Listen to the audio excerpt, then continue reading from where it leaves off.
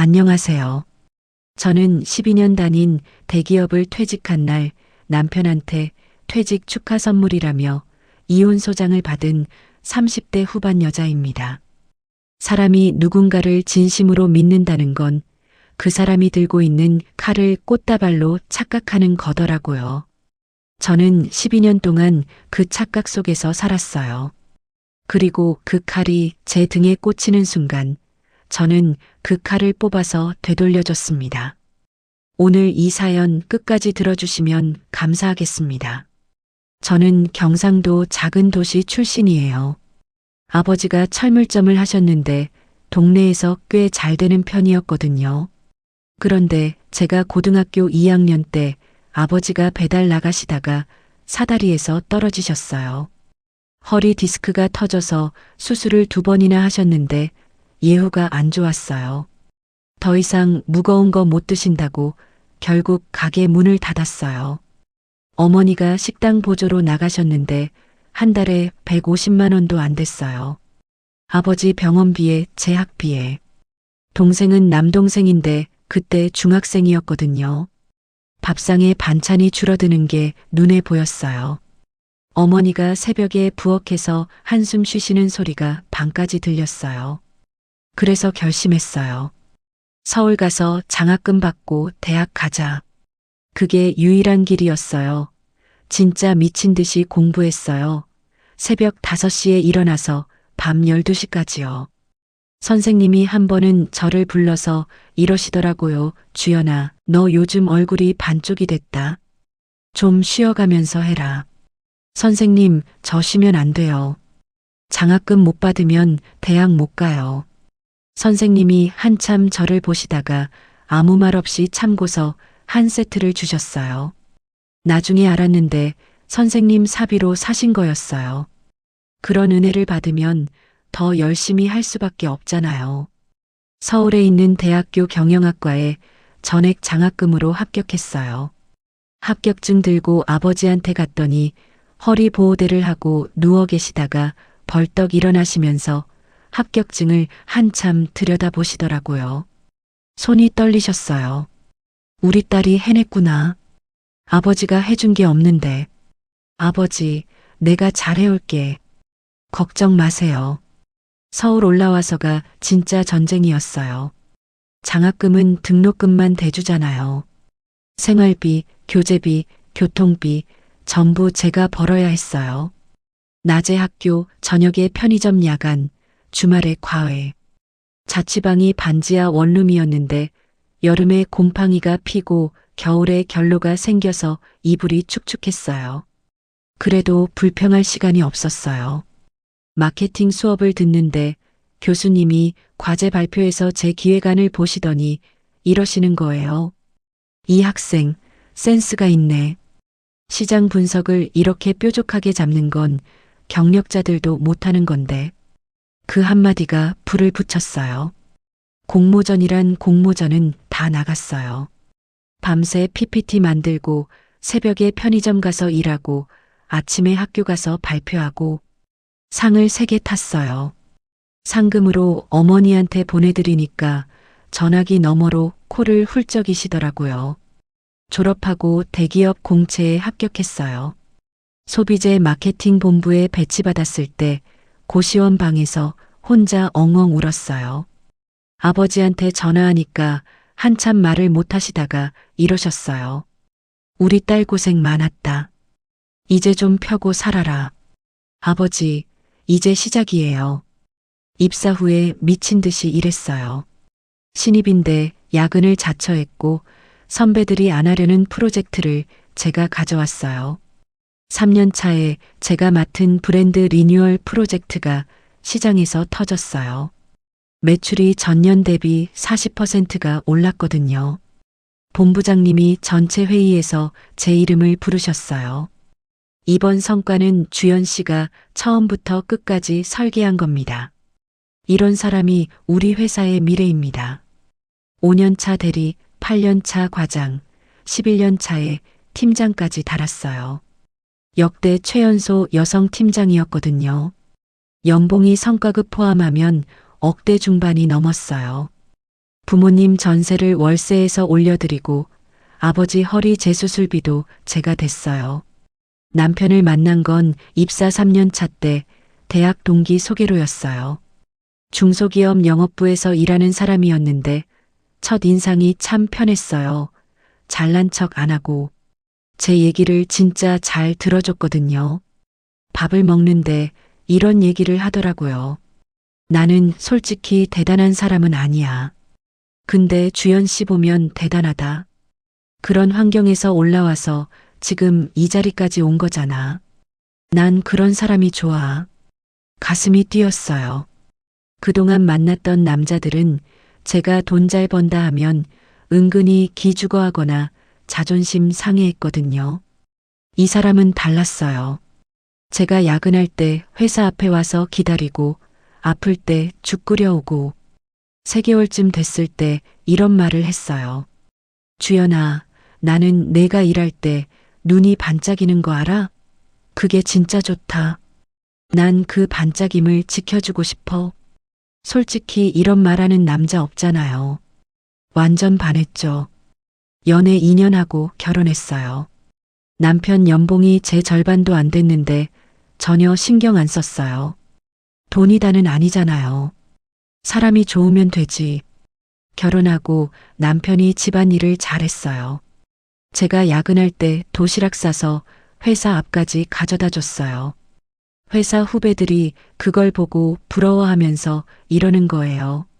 언니 대박. 형부 진짜 완벽남이다. 나도 저런 남편 어디 없나. 시어머니도 처음엔 괜찮았어요. 명절에 가면 이러셨거든요. 며느리 고생이 많다. 우리 아들 벌이가 적어서 미안하구나. 시누이도 있었어요. 3살 아래인데 유통 쪽 중소기업에서 일했어요. 처음엔 언니 하면서 잘 따랐어요. 언니, 나 회사에서 힘든 거 있는데 좀 물어봐도 돼요? 유통 쪽은 언니가 제일 잘 아니까. 나중에 안 사실인데 그 소개팅을 주선한 대학 동기가 나중에 이런 얘기를 하더라고요.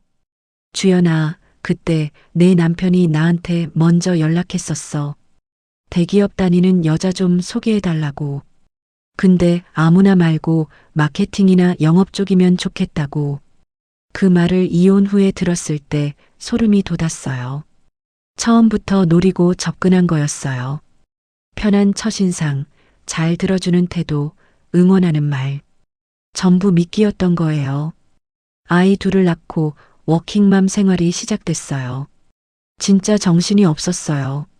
아침에 아이들 어린이집 보내고 출근하면 야근하다가 밤 10시에 들어오는 날이 태반이었거든요. 남편이 육아를 많이 도왔어요. 아이들 목욕시키고 재우고 이유식도 만들고. 주변에서 다들 그랬어요. 너희 남편 진짜 좋다. 요즘 세상에 저렇게 살림하는 남편이 어딨어. 직장 동료 중에 은정 언니라고 저보다 5년 선배인데 이런 말을 했어요. 주연아, 너 남편 진짜 대박이야. 우리 남편은 기저귀 한 번 안 갈아. 내 남편은 진짜 너를 사랑하나 보다. 저도 진심으로 그렇게 생각했어요. 행복했어요. 진짜로요. 시댁 경조사 때 좀 이상하긴 했어요. 시아버지 칠순잔치를 하는데 비용을 제가 다 냈거든요. 300만 원 넘게 들었어요.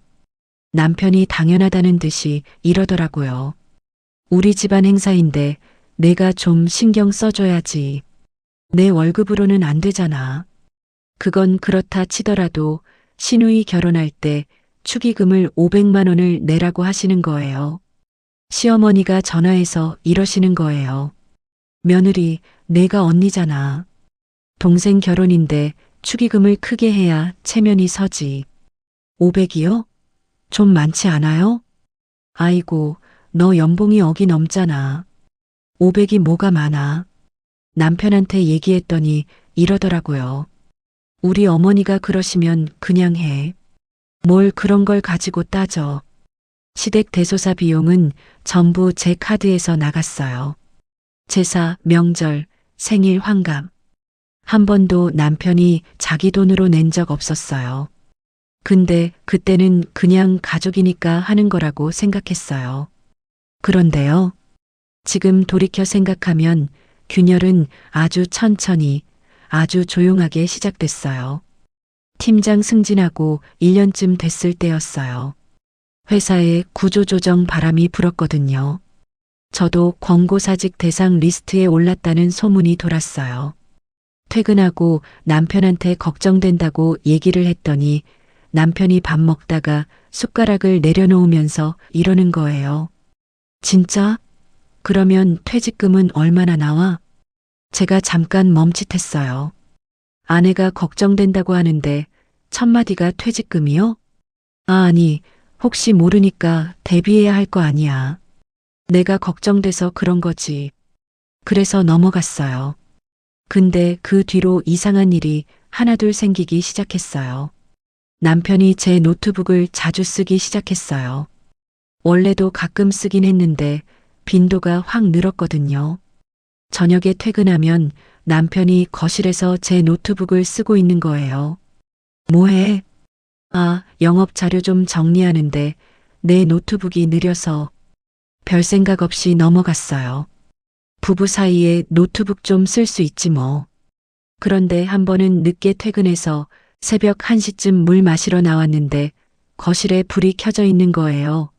남편이 제 노트북 앞에 앉아서 뭔가를 USB에 옮기고 있었어요.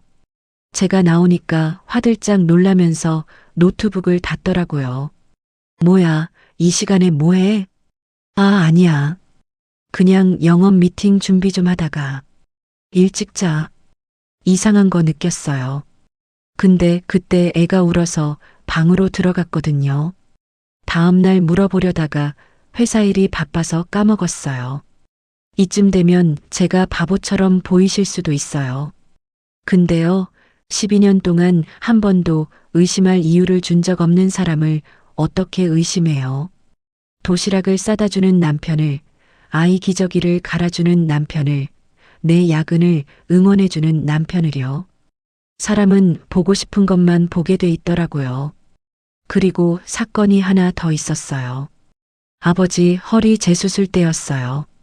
수술비가 2천만 원이 나왔거든요. 제가 당연히 낸다고 했더니 남편이 이러는 거예요. 2천? 그거 좀 많지 않아? 장인어른이 보험 안 들어놨어? 아버지가 철물점 접으시고 보험을 유지 못하셨어. 내가 낼게. 야, 근데 우리 돈이잖아. 그렇게 큰 돈을 그냥? 제가 번 돈인데 내 아버지 수술비를 내겠다는데 우리 돈이라고요? 근데 남편이 바로 표정을 바꿨어요. 아, 미안. 내가 말을 잘못했어. 당연히 내야지. 장인어른이 빨리 나으셔야지. 뭔가 개운치 않았지만 또 넘어갔어요. 남편은 항상 그랬어요. 이상한 말을 하고 제가 반응을 보이면 바로 수습을 하는 거예요. 그게 패턴이었는데 저는 그때는 몰랐어요. 시댁에서도 미묘한 일들이 있었어요.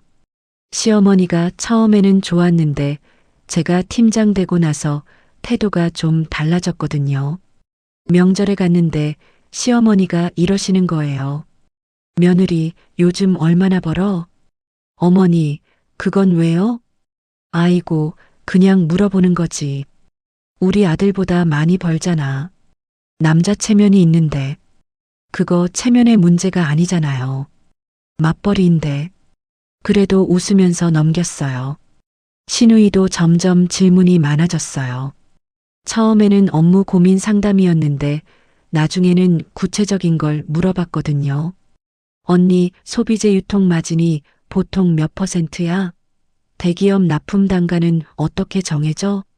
협력업체 선정할 때 뭘 제일 많이 봐? 언니한테 배우고 싶어서 그런다면서요. 저도 예쁜 시누이가 관심을 보이니까 성의껏 알려줬어요. 자료도 보내주고 제가 정리한 시장 분석 파일도 공유해줬어요. 그게 다 함정이었는데 그때는 진짜 몰랐어요. 구조조정에서 살아남고 2년을 더 버텼는데 새 본부장이 오면서 조직을 완전히 뜯어고쳤어요. 기존 팀장들한테 선택지를 줬어요. 새 조직에서 보직 변경을 받든 희망퇴직 패키지를 받든 고민이 됐어요. 남편한테 상의했더니 이렇게 말하더라고요. 주연아, 너 12년 동안 얼마나 고생했는데 퇴직금도 두둑하게 나올 거고 좀 쉬면서 다음 거 준비해. 당분간은 내가 책임질게. 그 말에 감동받았어요. 남편이 그런 결심을 해준다는 게 희망퇴직 패키지까지 합치면 세후 1억 8천만 원이 나왔어요. 그동안 모아둔 저축이랑 주식까지 하면 제 이름 자산이 3억 가까이 됐거든요. 퇴직을 결정하고 마지막 한 달을 보냈어요. 인수인계하면서 후배들한테 제가 가진 노하우를 다 넘겨줬어요. 마지막 날 팀원들이 꽃다발이랑 편지를 줬어요. 막내가 울면서 이러는 거예요. 팀장님, 저 여기서 팀장님 밑에서 일한 게 제일 큰 행운이었어요. 진짜 많이 배웠어요. 저도 눈물이 나오더라고요. 12년이잖아요. 제 20대 후반부터 30대 후반까지 전부 이 회사에 쏟은 거예요. 집에 왔어요. 남편이 저녁을 차려놨더라고요. 와인도 따고 촛불도 켜고 아이들은 시댁에 보내놨대요. 분위기가 진짜 로맨틱했어요. 남편이 웃으면서 말했어요. 고생했어. 주연아 12년 동안 진짜 수고 많았어. 이거 퇴직 축하 선물. 작은 봉투 하나를 건넸어요. 편지인 줄 알았어요. 12년 차 남편이 써준 손편지라 생각하니까 벌써 울컥했거든요. 봉투를 열었어요. 이혼 소장이었어요. 서울가정법원. 이혼 청구. 원고 남편 이름. 피고 제 이름. 글자가 눈에 들어오는데 머리가 이해를 안 하는 거예요. 촛불이 흔들리고 와인잔 든 손이 덜덜 떨리기 시작했어요. 심장이 겨울바다에 빠진 것처럼 차갑게 가라앉았어요. 이게 뭐야? 남편이 와인을 한 모금 마시더니 잔을 내려놓았어요. 제가 12년 동안 한 번도 본 적 없는 얼굴이었어요. 눈에 온기가 완전히 사라져 있었어요. 입꼬리가 비틀어져 있었어요. 완전히 다른 사람이었어요. 읽어보면 알겠지만 이혼하자, 더 이상 너랑 살 이유가 없어, 도장 찍어 살 이유가 없다고. 12년을 같이 살았는데 아이가 둘인데. 남편이 코웃음을 쳤어요. 코웃음이요. 12년 같이 산 아내한테. 솔직히 말할게. 너 대기업 다닐 때는 좋았어. 연봉 억대에 인맥도 넓고 내 명함 하나면 어디든 문이 열렸잖아. 근데 이제 퇴직했잖아. 명함도 없고 연봉도 없고 나한테 더 이상 도움이 안 돼. 도움? 내가 너한테 도움이 되려고 결혼한 거야? 아, 왜 이렇게 순진하냐 진짜. 세상에 공짜가 어딨어. 12년 동안 내가 도시락 싸고 애 키우고 집안이란 게 다 뭐라고 생각해? 그게 다 투자였어. 근데 투자 대상이 가치가 떨어지면 손절하는 게 맞잖아. 투자? 손절? 지금 나한테 주식 얘기를 하는 거야? 그게 뭐가 달라? 솔직히 너 최근 2년 동안 회사에서 찬밥이었잖아. 구조조정에 보직 변경에. 다 알아. 남편이 자리에서 일어나더니 와인을 한 잔 더 따르면서 이렇게 말했어요. 이 말을 저는 죽을 때까지 못 잊을 거예요. 주연아, 고맙긴 고마워. 12년 동안 잘 써먹었으니까. 근데 이제 쓸모없는 년한테 밥 차려주면서 살기는 싫거든. 솔직히 말하면 나 너 퇴직하는 날만 기다렸어. 깔끔하게 정리하자. 울지 말고. 잘 써먹었다고요. 그 순간 제 안에서 뭔가가 산산조각 나는 소리가 났어요. 12년이 주마등처럼 지나갔는데 전부 다른 색으로 보이기 시작했어요. 도시락을 가져다 준 건 제 회사 사람들 얼굴을 익히려고, 회사 행사에 같이 간 건 인맥을 빼가려고, 야근을 응원한 건 집에서 혼자 제 노트북을 뒤지려고, 전부 계산이었어요. 손끝이 얼음장처럼 차가워지고 다리에 힘이 쭉 빠졌어요. 숨이 막혀서 가슴을 움켜잡았어요. 그때 현관문이 열렸어요. 신우이였어요. 오빠, 다 얘기했어? 이 시간에 신우이가 왜 와요? 남편이 고개를 끄덕였어요. 신우이가 저를 보면서 입꼬리를 올리는 거예요. 미안한 표정 같은 건 눈을 씻고 봐도 없었어요. 언니, 너무 놀라지 마. 사실 나 오빠랑 사업 시작한다. 이미 사업자 등록도 냈어. 소비재 유통 쪽이야. 언니가 알려준 거 진짜 도움 많이 됐어. 협력업체 리스트, 단가표, 유통 채널 분석. 금이야, 금. 제가 알려준 거라고요? 제가 성의껏 설명해 준 게, 시장 분석 자료까지 공유해 준 게 다 이것 때문이었다고요? 시어머니한테서 전화가 왔어요. 남편이 스피커폰을 켰어요. 며느리, 미안하게 됐다. 근데 우리 아들이 사업을 하겠다는데 어미가 말릴 수 있겠니? 너도 이해해라. 아, 그리고 퇴직금에서 좀 보태주면 안 되겠니? 사업 초기 자금이 좀 필요하다더라. 이혼 소장을 밀면서 퇴직금까지 달라고요? 시어머니가 말을 이었어요. 아이고, 그리고 내 명의로 된 작은 상가가 있는데 대출을 좀 갚아야 해서 며느리가 여유가 있을 때 좀 도와주면. 남편이 끼어들었어요. 어머니, 그건 나중에 얘기하세요. 아들이 어머니를 자르는 게 아니라 타이밍을 조절하는 뉘앙스였어요. 이것도 짜놓은 건가 싶었어요. 신우이가 테이블에 앉으면서 이러는 거예요. 언니, 근데 솔직히 말하면 오빠가 너무 오래 참은 거야. 맨날 야근에 출장해, 집에 있어도 노트북만 붙잡고. 오빠가 불쌍했어, 진짜. 아이들도 엄마보다 아빠가 키운 거 맞잖아. 그러면서 언니만 돈 벌었다고 큰 소리 치고. 제가 언제 큰 소리를 쳤어요? 이 집 전세금도 저, 남편 차도 저, 시댁 경조사비도 다 내가 냈어요. 큰 소리 치기는커녕 한 번도 티낸 적 없어요. 남편이 혀를 차면서 이러는 거예요. 야, 그건 내가 돈이 있으니까 낸 거잖아. 은혜라도 베푼 것처럼 굴지 마. 부부 사이에 돈 좀 쓴 게 대단한 거냐? 나는 12년 동안 내 뒤치다꺼리를 한 거야. 밥하고 빨래하고 애들 키우고. 솔직히 말해줄까? 너 회사에서 능력 있는 팀장이었을지 몰라도 집에서는 꽝이야. 밥맛도 모르고 애들 사이즈도 모르고 내가 없었으면 이 집이 돌아갔겠어? 그게 돈으로 계산하면 얼마인 줄 알아? 저는 그 자리에서 한마디도 더 못했어요. 머릿속이 하얘졌어요. 세 사람이 저를 애워싸고 있었어요. 남편, 신우이, 스피커폰 너머의 시어머니. 12년 동안 가족이라고 믿었던 사람들이 전부 한편이었어요. 저만 바보였어요. 방에 들어가서 이불을 뒤집어 쓰고 울었어요. 소리 안 나게. 아이들이 시댁에 있어서 다행이었어요. 이런 모습 보여주고 싶지 않았으니까. 분한 건지 슬픈 건지도 모르겠고 12년이 통째로 사기당한 기분이었어요. 그런데요. 저는 지방에서 올라와서 장학금 받고 대학 가고 편의점 야간하면서 공모전 나가고 대기업 공채 붙어서 팀장까지 단 사람이에요.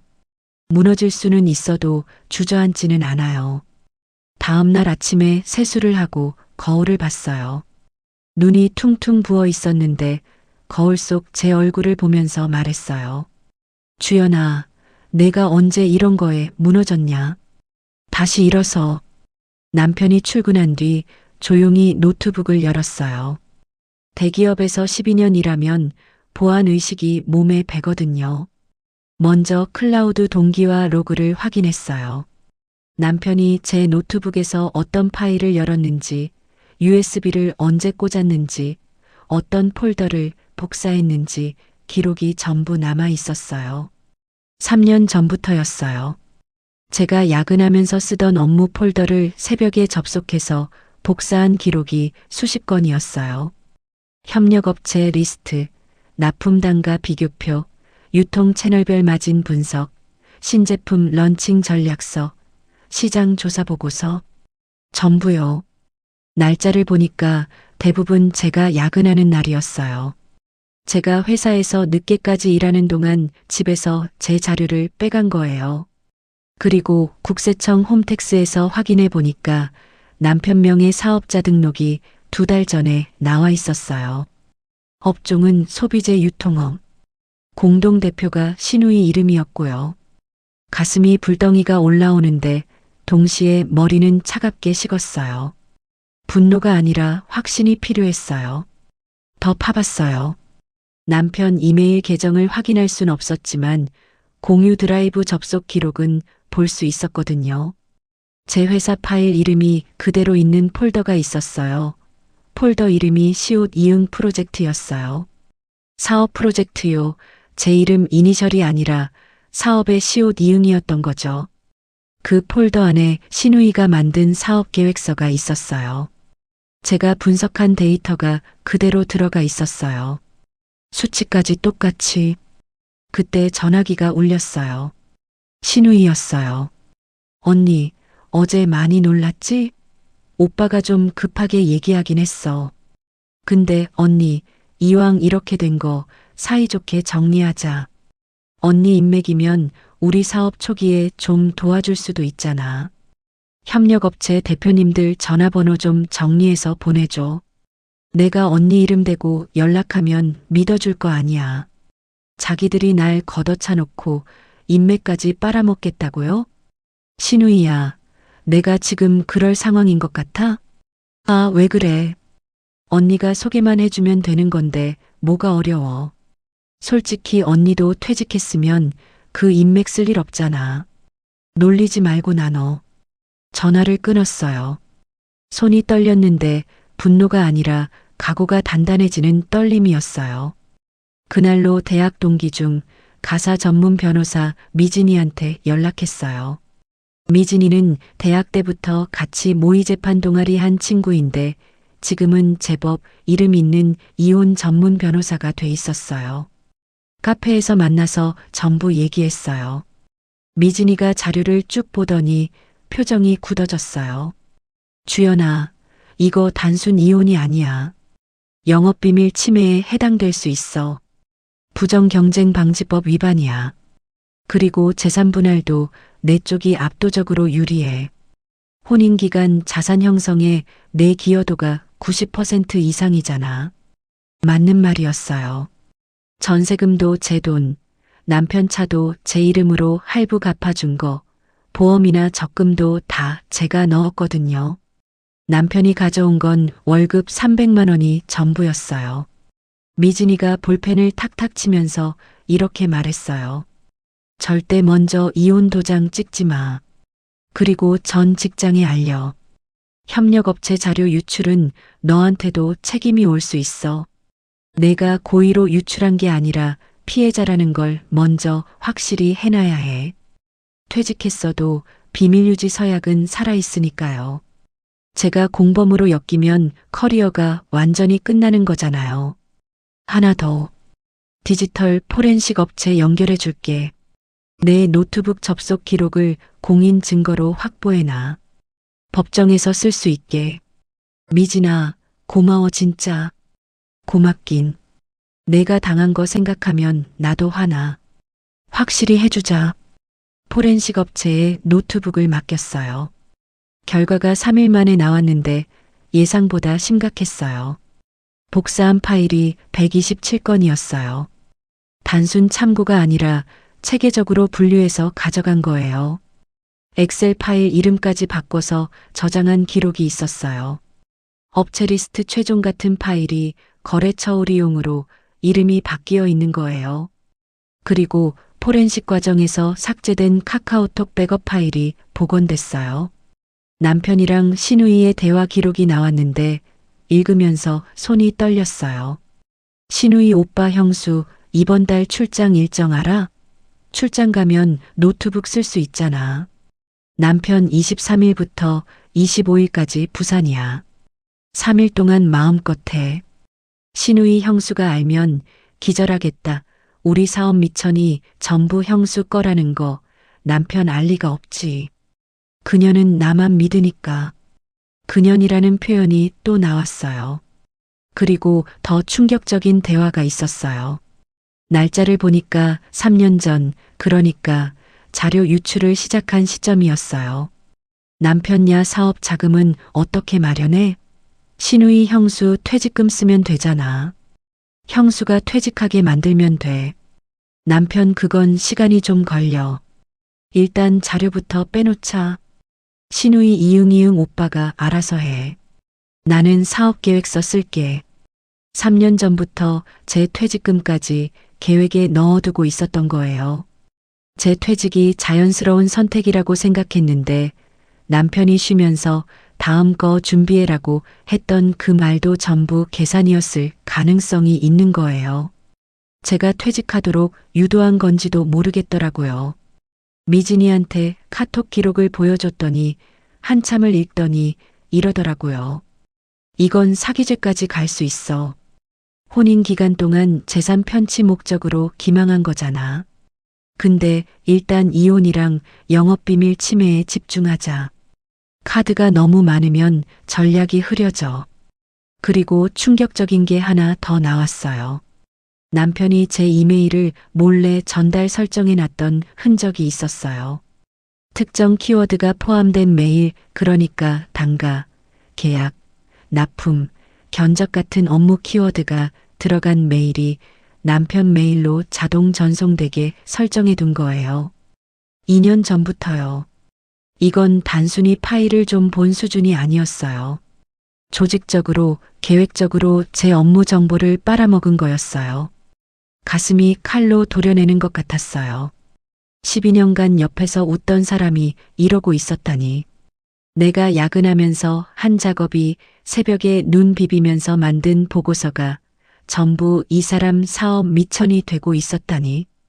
근데 울고 있을 시간이 없었어요. 전 직장 법무팀에 연락했어요. 인사팀 통해서 법무팀 과장님이랑 통화를 잡았는데 사정을 설명하니까 목소리가 확 달라지더라고요. 주연 씨, 이거 심각한 문제입니다. 협력업체 정보가 통째로 빠져나간 거면 우리 회사 영업비밀 침해에 해당합니다. 포렌식 보고서 보내주시면 바로 검토 들어가겠습니다. 그리고 주연 씨는 피해자 입장이니까 걱정 안 하셔도 됩니다. 법무팀에서 내용 증명을 준비하기로 했어요. 수신이는 남편과 신우이 2명. 여기까지가 증거 수집이었어요. 이제 위장 평온기가 시작됐어요. 남편한테 모르는 척 행동했어요.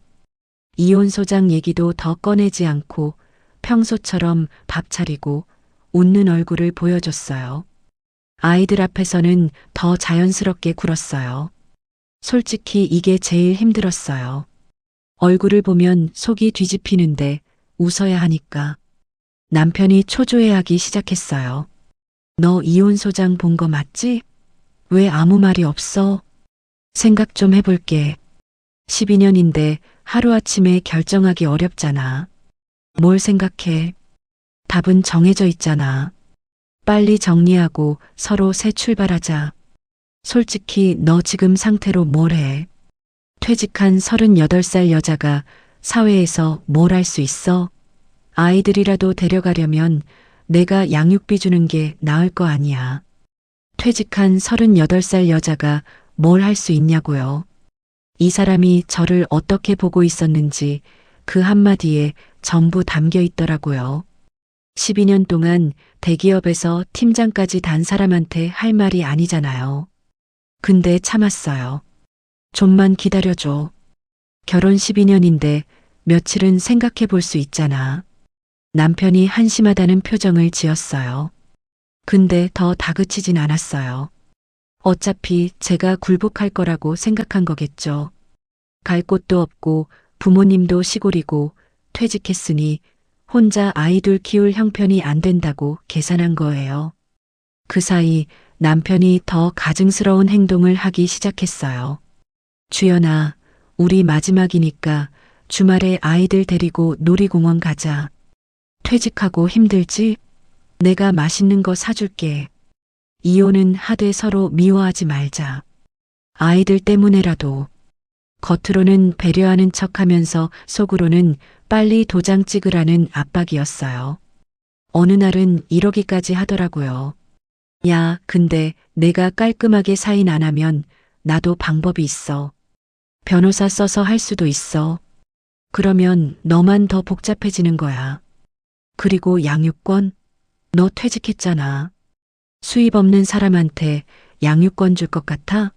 내가 직장인이야. 판사가 누구 손을 들어줄 것 같은데 양육권까지 협박했어요. 제가 아이들을 잃을 수도 있다는 공포를 이용한 거예요. 어느 날은 제가 화장실에 있는데 남편이 전화하는 소리가 들렸어요. 목소리를 낮췄는데 들렸거든요. 아, 형, 지금 거의 다 됐어요. 조금만 더 있으면 서류 받아낼 수 있어요. 그년이 지금 멘붕 상태라 시간 문제예요. 그년이요. 남편이 누군가한테 저를 그년이라고 부르고 있었어요. 12년간 주연아, 당신, 여보라고 부르던 사람이요. 손으로 입을 막았어요. 소리가 나올 것 같아서. 그리고 시어머니한테서 전화가 왔어요. 일주일에 3번씩 전화를 하시는 거예요. 며느리, 아직도 생각 중이야? 이런 건 빨리 결정할수록 좋아. 질질 끌면 아이들한테도 안 좋고. 어머니, 제가 생각할 시간이 필요해요. 아이고, 뭘 그렇게 생각해. 솔직히 너 퇴직했으면 혼자 아이 키우기도 힘들잖아. 깔끔하게 정리하고 아이들은 우리가 도와줄게. 재산 좀 나눠서. 시어머니는 제가 아이들 양육도 못할 거라고 생각하시는 건가요? 아니, 아이들을 미끼로 재산을 뜯어내려는 건가요? 신우이도 카톡이 계속 왔어요. 언니 생각 정리됐어?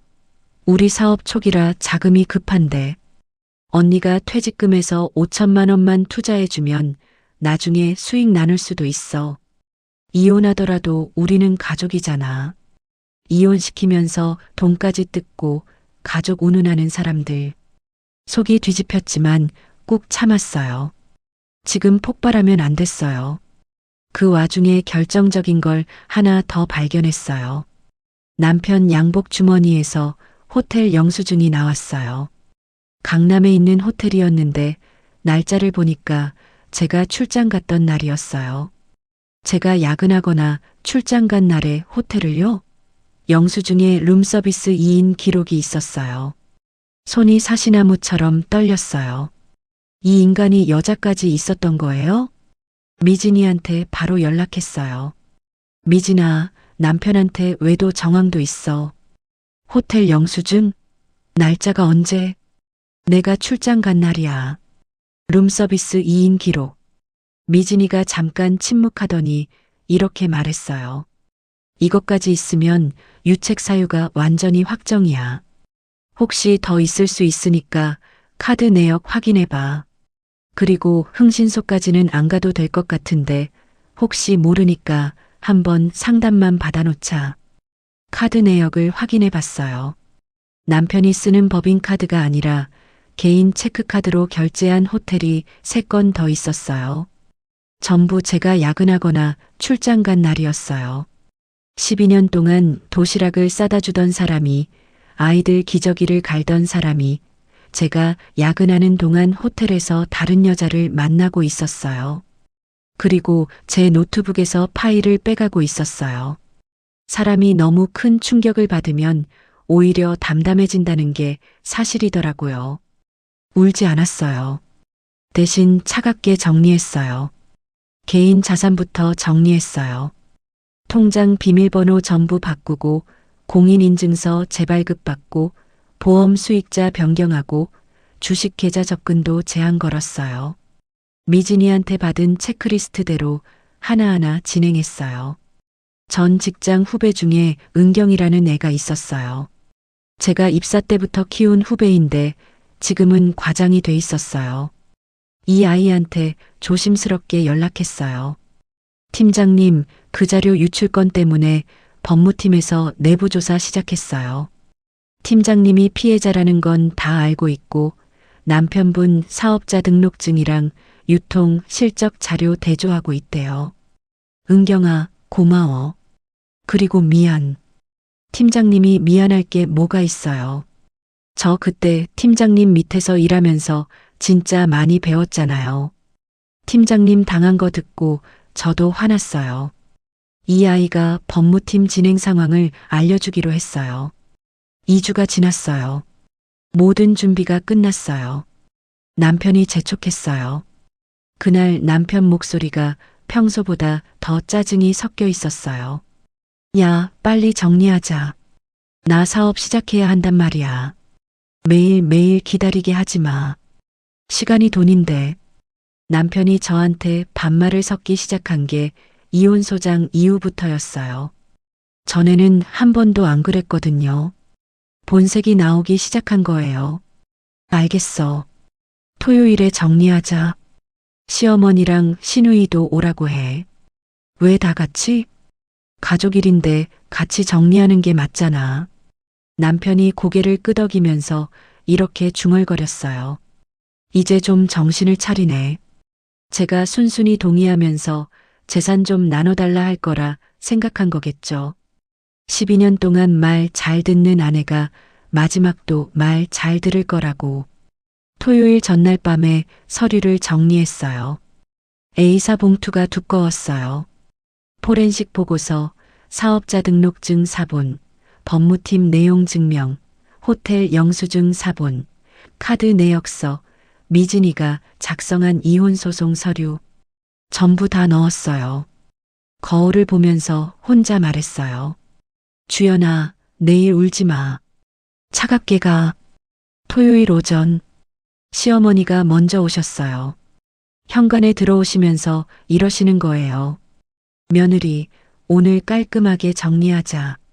너도 아이들 생각해서 어른스럽게 행동해라. 어른스럽게요. 이 상황을 만든 게 누군데? 시누이가 도착했어요. 이번엔 옷을 잘 차려입고 왔더라고요. 선글라스에 명품백. 사업 시작한다더니 벌써 돈 쓰는 건 시작한 거예요. 소파에 앉으면서 다리를 꼬고 휴대폰을 보기 시작했어요. 언니, 오늘 빨리 끝내자. 나 오후에 거래처 미팅 있어. 거래처 미팅이요. 제 자료로 만든 사업의 거래처 미팅. 속이 부글부글 끓었지만 표정을 유지했어요. 남편이 테이블에 서류를 펼쳤어요. 이혼 합의서였어요. 내용을 보니까 기가 막혔어요. 퇴직금 1억 8천 중 5천만 원을 남편에게 지급. 전세 보증금 반반 분할. 양육비 월 100만 원. 아이들 양육권은 추후 협의. 제가 12년간 벌어서 모은 돈을 기여한 것도 없으면서 가져가겠다는 거예요. 남편이 볼펜을 내밀었어요. 입꼬리가 올라가 있었어요. 이긴 사람 표정이었어요. 여기 사인하면 깔끔하게 끝나. 솔직히 이것도 내가 봐주는 거야. 변호사비 들여가면서 질질 끌면 너만 손해야.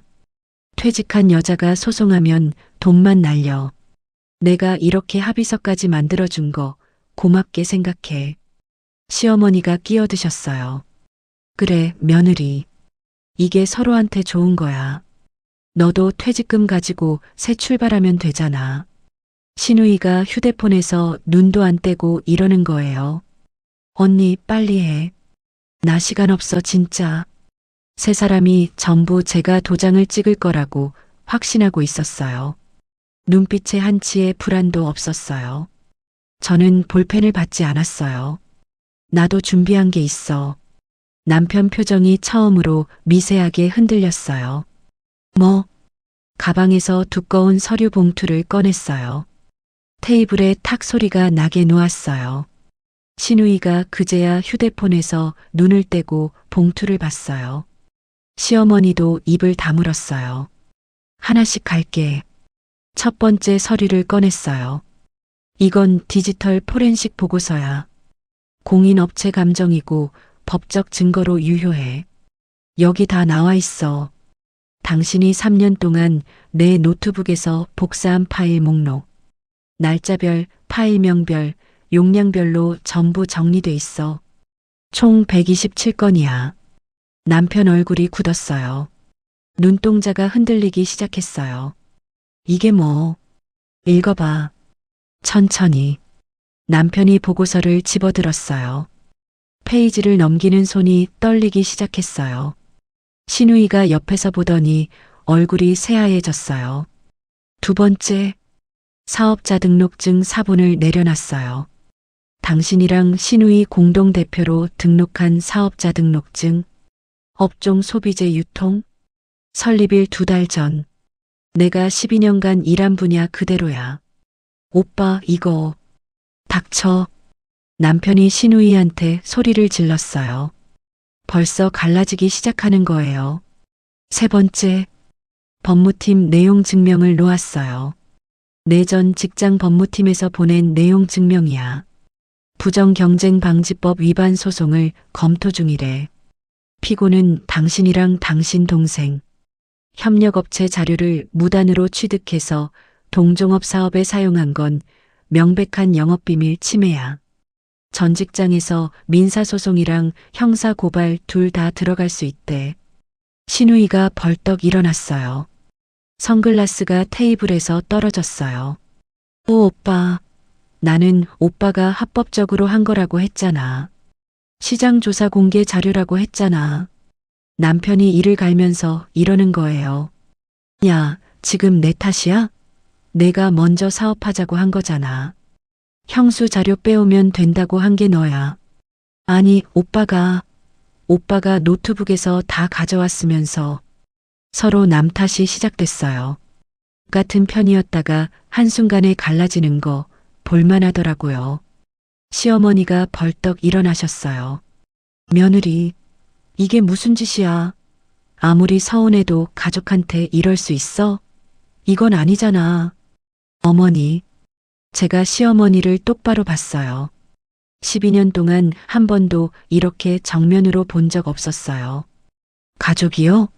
가족이 제 뒤에서 3년간 자료를 훔쳐가고 이혼 소장을 퇴직 선물이라고 들이밀고 퇴직금까지 뜯어가려 해요? 그게 어머니가 말하는 가족이에요? 시어머니가 말문이 막혔어요. 아직 안 끝났어요. 네 번째, 호텔 영수증 사본 4장을 테이블에 펼쳤어요. 남편 얼굴이 흑빛으로 변했어요. 강남 호텔 숙박 내역이야. 전부 내가 야근하거나 출장 간 날이야. 룸서비스 2인 기록까지 있어. 누구랑 갔어? 거실이 조용해졌어요. 시계 소리만 들렸어요. 신우이가 남편을 쳐다봤어요. 오빠, 설마 진짜야? 시어머니가 남편을 보셨어요. 남편이 고개를 떨구었어요. 그건 오해야. 거래처 사람이랑 미팅한 거야. 거래처 미팅을 호텔방에서 해? 룸서비스 2인분 시키면서. 남편이 아무 말도 못했어요. 손으로 얼굴을 감쌌어요. 마지막 5번째 서류를 꺼냈어요. 이건 내가 청구하는 이혼소송 서류야. 사유는 3가지. 첫째, 배우자의 부정행위. 둘째, 배우자의 재산 및 직업적 정보 무단 취득. 셋째, 아기의 유기, 그러니까 정서적 기만에 의한 혼인관계 파탄. 담당 변호사는 이혼 전문이야. 판례도 다 찾아놨어. 남편이 든 볼펜이 테이블에 떨어졌어요. 딱 소리가 났어요. 그리고 당신이 작성한 이 합의서 말인데. 합의서를 집어들고 반으로 찢었어요. 그리고 한 번 더 찢었어요. 내 조각이 테이블 위에 흩어졌어요. 내 퇴직금은 내가 12년간 야근하고 출장 다니고 새벽에 기획서 쓰면서 번 돈이야. 전세금도 내 돈이야. 당신 차도 내 돈이야. 시댁 경조사비도 내 돈이야. 아버지 수술비 2천만 원 낼 때 우리 돈이라고 했지? 당신이 번 돈 중에 이 집에 들어온 게 뭐가 있어? 법적으로 산정하면 당신이 나한테 줘야 할 돈이 더 많아. 신우이가 울기 시작했어요. 언니, 나는 오빠가 다 괜찮다고 해서. 나는 진짜 몰랐어. 자료가 그렇게 빼낸 거인 줄 몰랐어. 신우이야, 너 내 자료 보면서 몰랐다고? 협력업체 리스트에 우리 회사 로고가 워터마크로 찍혀 있는데, 납품 단가표에 대외비라고 빨간 글씨로 써 있는데, 그걸 보고 몰랐다고? 신우이가 대답을 못했어요. 입만 벌렸다 닫았다 했어요. 남편이 갑자기 태도를 바꿨어요. 12년간 봐왔던 부드러운 목소리로, 주연아, 다시 생각해보자. 내가 너무 급했어. 사업도 접을게. 이혼도 안 해도 돼. 내가 잘못했어. 저는 남편 눈을 봤어요. 부드러운 척하는 그 눈. 12년 동안 매번 이랬잖아요. 이상한 말하고 제가 반응 보이면 바로 부드러운 목소리로 수습하는 거. 이제 보여요. 전부 다. 사업자 등록 내고 사무실까지 계약한 사람이 접는다고? 매일매일 기다리게 하지 마. 시간이 돈이라고 한 사람이, 쓸모없는 여자라고 한 사람이. 주연아. 하나만 물을게. 나한테 이혼 소장 내밀 때 무슨 생각이었어? 이 여자 퇴직했으니까 이제 쓸모없다? 12년간 잘 써먹었다? 그게 반성할 수 있는 마음에서 나오는 행동이야? 남편이 대답을 못했어요. 고개를 떨궜어요. 나는 이제 다 알아. 당신이 왜 소개팅에서 나한테 잘해줬는지. 대기업 다니는 여자, 능력 있는 여자, 인맥 넓은 여자. 그게 좋았던 거잖아. 내가 좋은 게 아니라 내 스펙이 좋았던 거야. 당신한테 나는 아내가 아니라 자원이었지. 조용히 숨을 한번 고르고 말했어요. 당신은 12년 동안 도시락을 싸면서 내 칼을 갈았어. 나는 12년 동안 그 칼을 꽃다발인 줄 알았어. 근데 이제 칼이 보이니까 나도 대응할 거야. 당신처럼 계산하지는 않을 거야. 대신 법대로 할 거야. 모든 걸. 남편이 다시 매달렸어요. 주연아, 제발. 한 번만 기회를 줘. 나 진짜 반성하고 있어. 기회는 12년 동안 매일 있었어.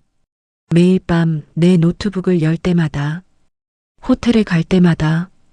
기회가 있었는데 당신이 안 쓴 거지. 시어머니가 마지막으로 이러셨어요. 며느리, 아이들 생각해서 조용히 정리하자. 아이들이 뭐라고 생각하겠니? 어머니, 아이들 생각은 제가 합니다. 양육권도 제가 청구합니다. 아이들한테 안 좋은 건 소송이 아니라 아빠가 엄마를 12년 동안 이용한 사실이에요. 그리고 어머니 명의 상가 대출을 제 퇴직금으로 갚으려 했죠? 그것도 다 알아요. 시어머니 얼굴이 새빨개졌어요. 거실을 나왔어요. 현관문을 닫는데 뒤에서 세 사람이 서로한테 고함을 지르는 소리가 들렸어요. 내가 이혼 소장 쓰자고 했잖아. 아니, 내가 사업하자 그랬잖아. 너희 둘 다 뭐 한 거야? 제가 만든 상황이 아니에요. 자기들끼리 만든 상황이에요. 저는 그냥 거울을 비춰준 것뿐이에요.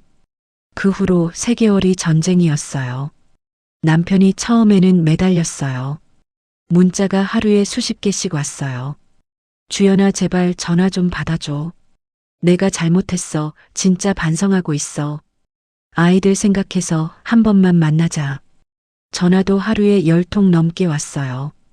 처음에는 울면서 사정하더니 일주일쯤 지나니까 톤이 바뀌기 시작했어요. 야, 너 이러면 나도 가만 안 있어.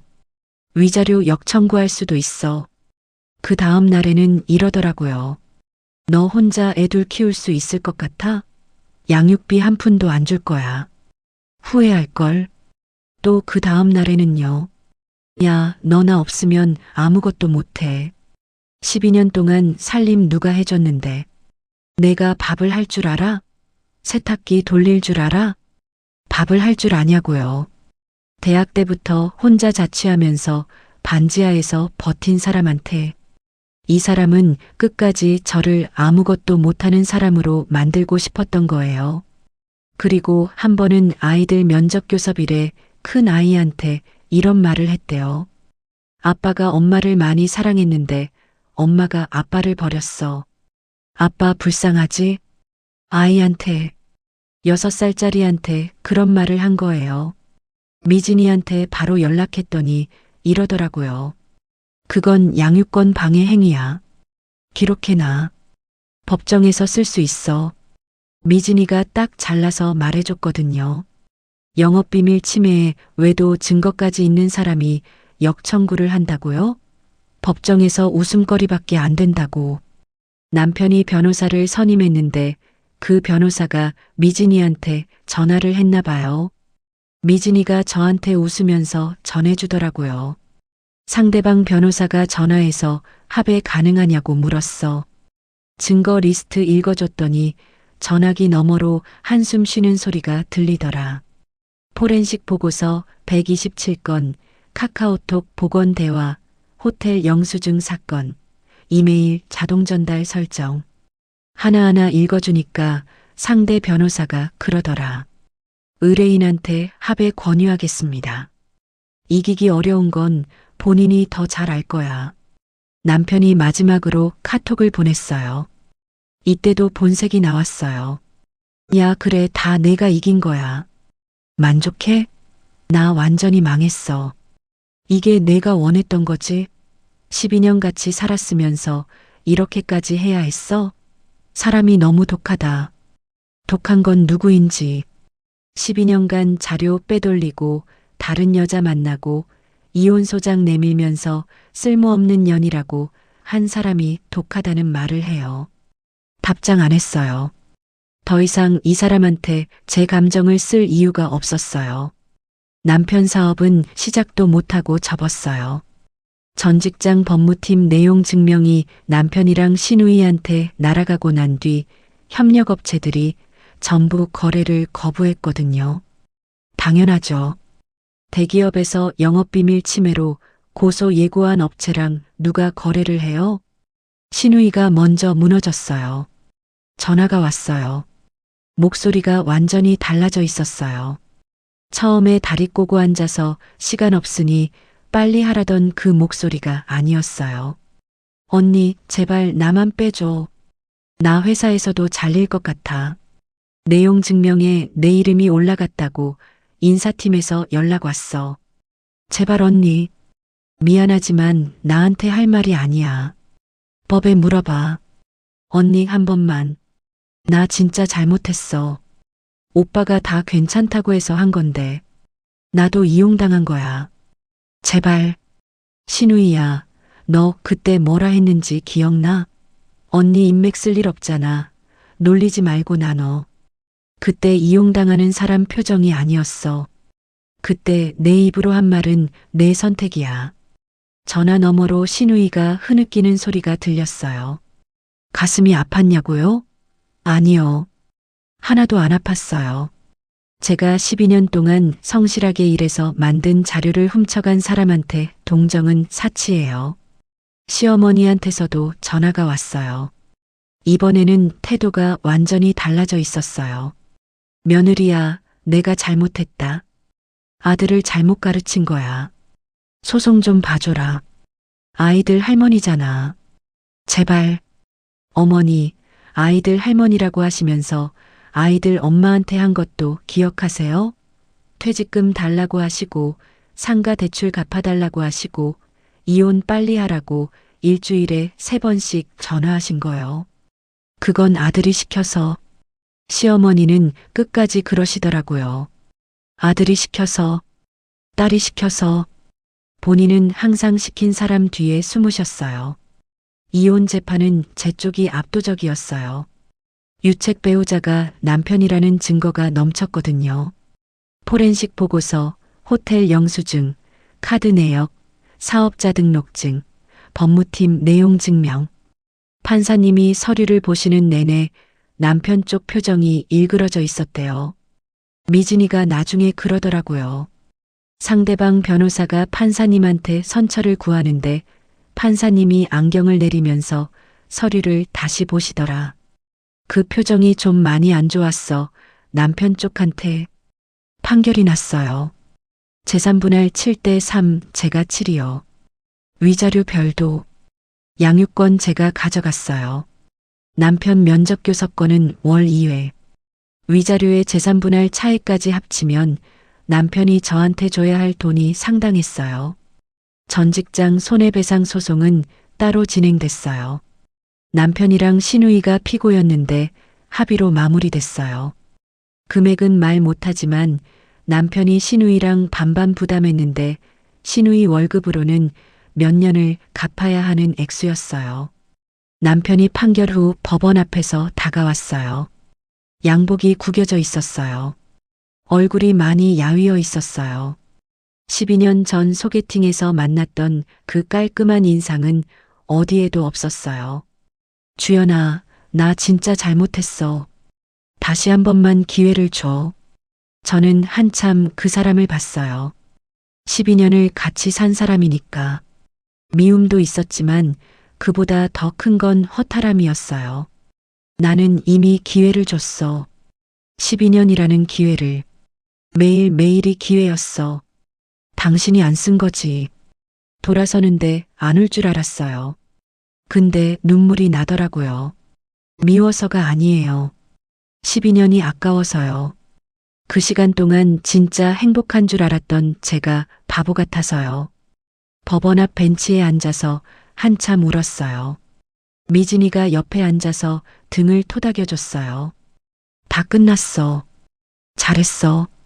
미진아, 12년이 진짜 다 거짓이었을까? 전부 거짓은 아니었을 거야. 근데 진심이 아닌 건 확실해. 주연아, 내 12년은 내가 쌓은 커리어야. 그 사람이 빼앗을 수 있는 게 아니야. 그 말에 울음이 더 터졌어요. 근데 이번엔 슬픈 울음이 아니라 시원한 울음이었어요. 지금은 이혼한 지 6개월이 됐어요. 아이들이랑 작은 아파트로 이사했어요. 전세금은 제가 원래 가진 돈이니까 넉넉했어요. 프리랜서 마케팅 컨설팅을 시작했는데 전 직장 인맥으로 클라이언트가 하나둘 붙기 시작했어요. 남편이 12년 동안 빼간 게 파일이지 제 능력이 아니거든요. 자료는 복사할 수 있어도 그걸 만든 머리는 복사 못하잖아요. 은경이가 소개해준 중소기업에서 컨설팅 프로젝트를 맡았는데 첫 달에 매출이 20% 올랐어요. 그 회사 대표님이 이러시더라고요. 주연 대표님, 대기업에서 왜 나오셨어요? 나오셔서 저는 감사하지만 웃었어요. 나온 게 아니라 밀려난 건데 그래도 덕분에 더 넓은 세상이 보였거든요. 후배 은경이한테서 연락이 왔어요. 팀장님, 그 남편분 사업 완전히 접었대요. 사업자 등록도 말소됐고 회사에서도 입지가 좁아져서 권고사직 당했다는 소문 들었어요. 그러구나. 별 감흥이 없더라고요. 통쾌하지도 슬프지도 않았어요. 그냥 그 사람 인생이니까. 자기가 선택한 거니까. 시누이는 합의금 때문에 빚이 생겼다고 들었어요. 유통회사에서도 잘렸대요. 새 직장을 못 구해서 아르바이트를 하고 있다더라고요. 결혼할 때 500만 원 축의금 내라던 그 시누이가요. 시어머니는 그 뒤로 한 번도 연락이 없었어요. 명절 때 한 번 남편을 통해서 전해 들었는데 상가 대출을 본인이 갚아야 해서 힘들다고 하셨대요. 제 퇴직금으로 갚으려던 그 대출이요. 처음부터 제 돈을 빼먹을 계획이었으니 본인 돈으로 갚는 게 맞는 거죠. 가끔 생각해요. 남편이 처음 소개팅에서 저한테 했던 말.